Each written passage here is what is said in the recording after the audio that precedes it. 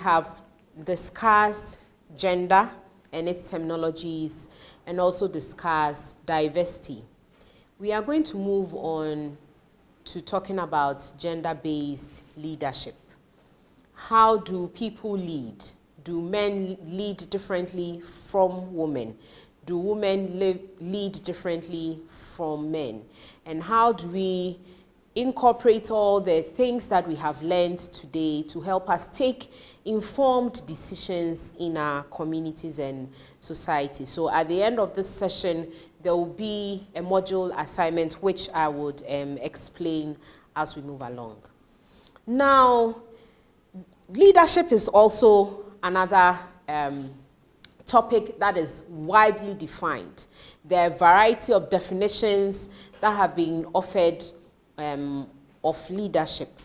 But for the purposes of this particular session, I'm going to look at this definition by Stephen Pickleton from the Avon and Somerton. So various definitions have been given about leadership, but we are going to look at this particular definition of leadership that we have here. Leadership is about having a clear vision based on core values and beliefs. Leaders must have conviction, drive, commitment to empower others to work towards the achievement of their vision. They must not falter in the face of difficulties. They must have self-reliance to persevere with resilience and tenacity to withstand setbacks, disappointment, and failure, to lift and carry their people through disappointments to progress on towards success. These are the true strengths of leadership. This particular definition of leadership is very encompassing. It illustrates the attributes of a good leader. So a leader must have conviction, drive, commitment to empower others. So it means that you should be a follower where people can take the steps that you have taken and follow in that particular state. And you should be able to have self-reliance to persevere. And these are critical attributes that we need to take note of as a leader. Now, let's look at gender-based leadership. There are some specific attributes that have been designated as feminine or masculine. If you look at this figure here, or this picture here, we would say that men are rational and women are emotional. These are attributes that have been associated with a person being a male or female. So attributes such as cooperative, interpersonal, participatory, relationship-oriented are associated with female leadership. And so if someone is task-oriented, we say that a person is competitive, you are dominant, you are self-confident, yes, then that is an attribute of a male. But is this always the case? Now, it's important that we look at the roles, qualities, and characteristics of leaders. This is another reflection exercise I want us to do. In what ways do people lead? Generally, ask yourself, in what ways do people lead? What are some of the characteristics of a good leader? Are there leadership characteristics which are seen as positive in men but negative in women and vice versa? Sometimes when a woman tends to be very firm in the decisions that they take, they come across as being autocratic leader. Meanwhile, a man would be firm in their decisions and that would be taken as normal. So I want you to think of your experiences maybe growing up in school, at your workplace, in your community or society, what are some of the leadership characteristics that you have seen in men as positive, but then when it is reflected in women, it is considered as negative? So go through these 3 exercises, and this will give you a very good sense of the roles, qualities, and characteristics of leaders. So now there are a variety of leadership styles, but we are going to look at the 3 basic leadership styles that we know. And the 3 leadership styles are depicted in this particular diagram that we have here. We have the autocratic leader, the laissez-faire leader, leadership style, and then the democratic leadership style. Now, if you look at how the illustration is made in this picture, the autocratic leader, or someone who exhibits an autocratic leadership style, would always command his followers that this is the way I want you to do. He gives instructions and he expects that you follow it. There's no room for deviation. So he gives the command and everyone is expected to follow through with it. Now we have the laissez-faire leader, where you put everything on the table and allow the people, you give your followers the responsibility to take the decision. So you would take a step back and allow them to do it. Now, in terms of democratic, you bring everything to the table and there is sort of a deliberation on which one to choose, whether X or Y. So we are going to go through this in detail. Now, as I said, the autocratic leader always directs and tells. So I tell you, this is what I want you to do, and I expect you that at the end of the day, this is done. No questions asked. So you provide specific instructions and you closely supervise the task accomplishment. You want to make sure that whatever instruction that you have given to the people, they follow it. And these people who exhibit this autocratic leadership retains power and decision-making authority. And they do not even consult employees, or they are not even allowed to give in any inputs. They are expected to obey orders without even receiving any explanations. So, as you can see, this is what I expect you to do, and you follow through it. Okay. Now, we have the democratic leadership style. In this context, you see that the leader coaches and is also part of the decision making. So in democratic leadership, as you can see from this particular diagram, you see that all the cards are put on the table and the leader is involved. He facilitates, he supports the subordinates in their decision making. So they take ownership for every decision that they want to take. So he also delegates, and there's continual consultation. The leader also explains, solicits inputs, and as they move along, he or she supports whatever they are doing. And it's important to know that in the democratic leadership, the leader facilitates and subordinates effort toward task accomplishment and shares responsibility for decision making with them. Now, the third leadership style is laissez-faire. This is derived from the French language, which means let it be. And it's used to describe a leader who leaves his or her colleagues to get on with their work. So it feels like there's no close marking. It tells you what to do. It's a largely hands-off. You minimize the amount of direction and face time required. The leader turns over the responsibility of the decision-making to the subordinates who are expected to do this work. And a good thing about this particular leadership style is that the leader has confidence that the subordinates will make the decision that is best for a particular issue at stake.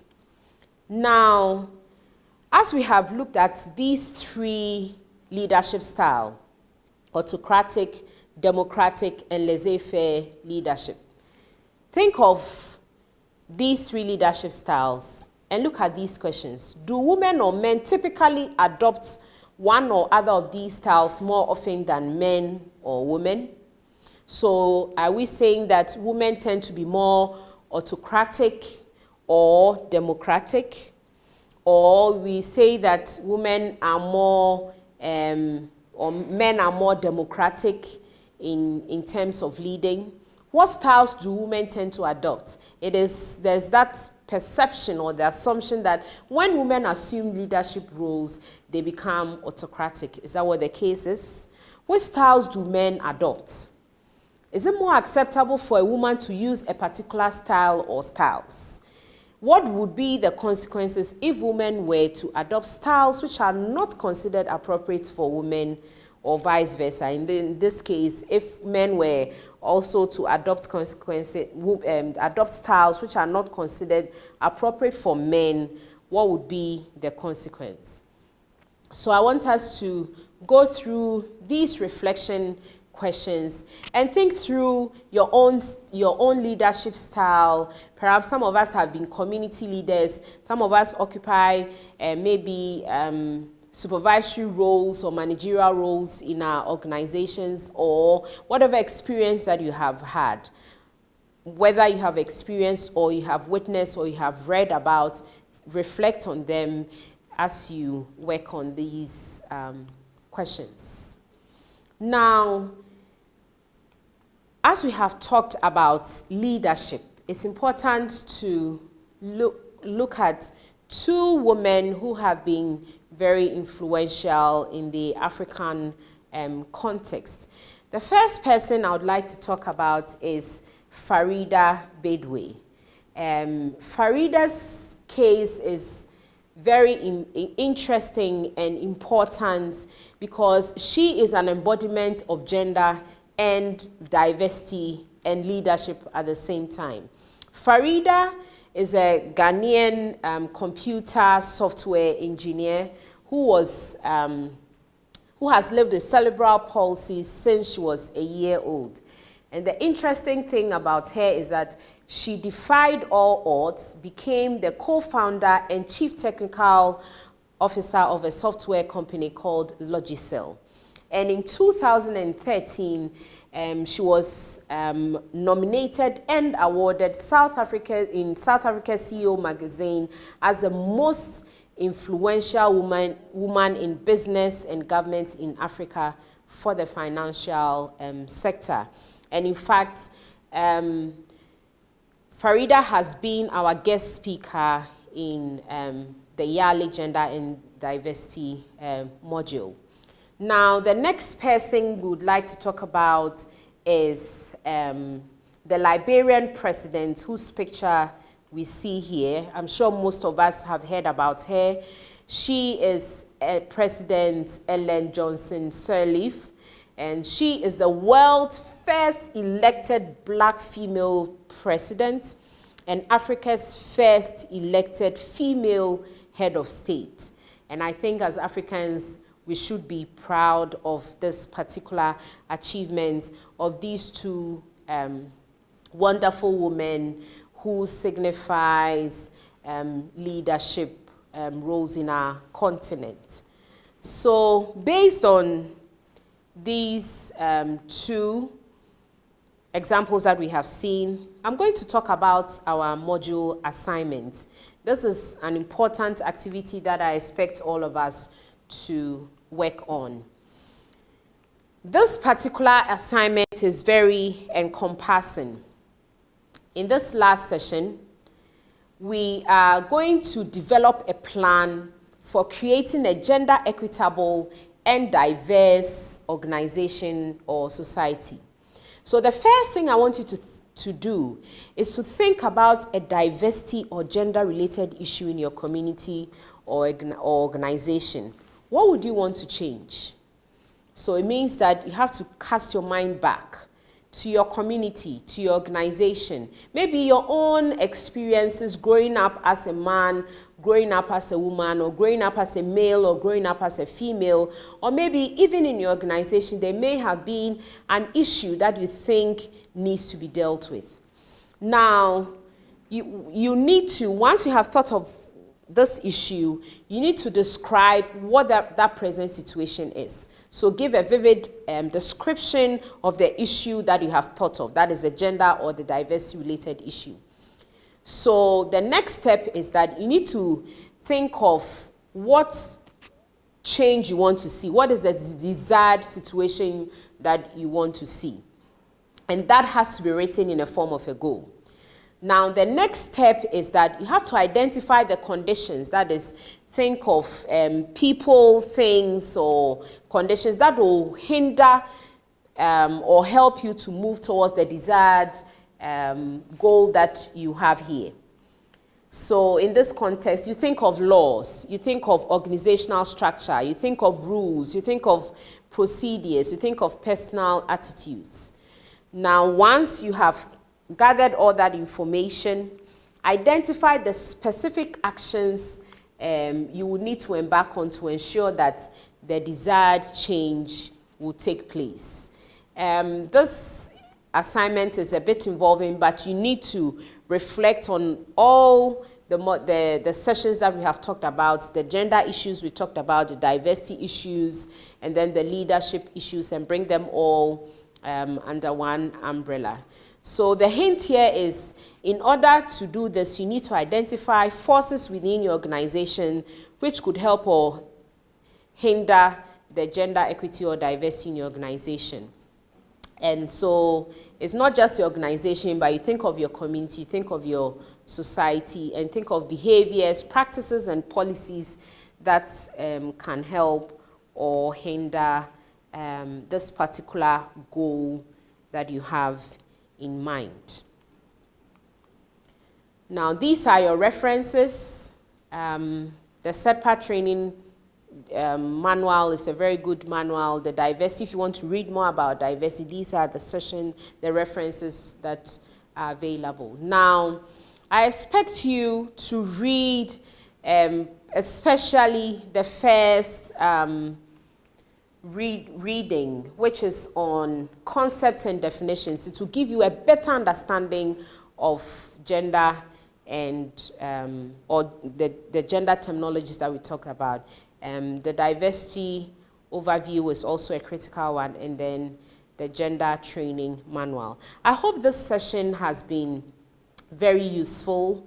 Remember, gender is not just about women, it's about men, it's about women, it's about society, and how we can create a very gender-sensitive and diversity-sensitive community for us all to live in. Remember the definition that we gave about diversity. If you have knowledge about a particular group, you will tend to understand them. And once you understand them, it will help you to develop respect for them. And once you respect them, we'll all be able to live in harmony and promote growth in our society. I wish you all the best, and I hope that we'll all go back to our communities being youth who are gender and diversity sensitive. Thank you very much.